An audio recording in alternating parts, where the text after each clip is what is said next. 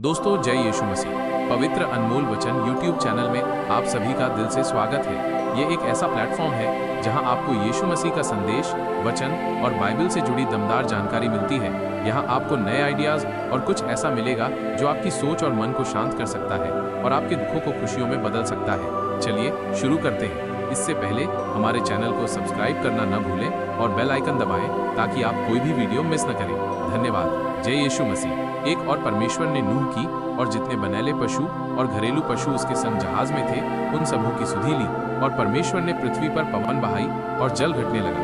2 और गहरे समुद्र के सोते और आकाश के झरोखे बंद हो गए और उससे जो वर्षा होती थी सो भी थम गई। 3 और 150 दिन के पश्चात जल पृथ्वी पर से लगातार घटने लगा।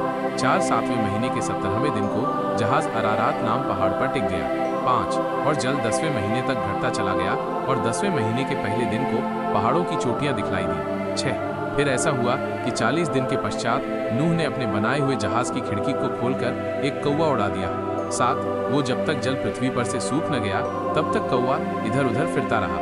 8 फिर उसने अपने पास से एक कबूतरी को उड़ा दिया कि देखें कि जल भूमि से घट गया कि नहीं।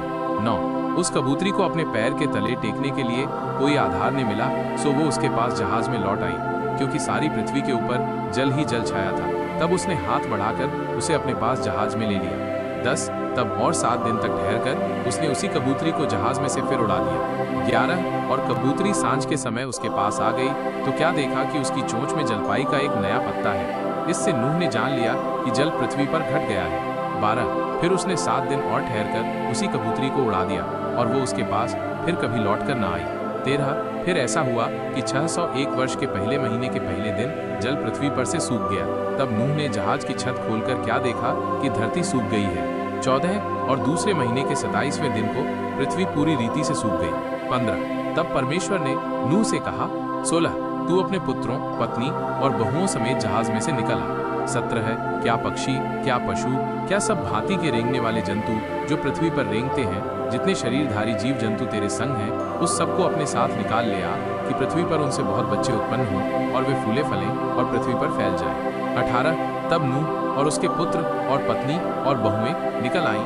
19 और सब चौपाए, रेंगने वाले जंतु और पक्षी और जितने जीव जंतु पृथ्वी पर चलते फिरते हैं, सो सब जाति जाति करके जहाज में से निकल आए। 20 तब नूह ने यहोवा के लिए एक वेदी बनाई और सब शुद्ध पशुओं और सब शुद्ध पक्षियों में से कुछ कुछ लेकर वेदी पर होम बलि चढ़ाया। 21 इस पर यहोवा ने सुखदायक सुगंध पाकर सोचा कि मनुष्य के कारण मैं फिर कभी भूमि को श्राप न दूंगा।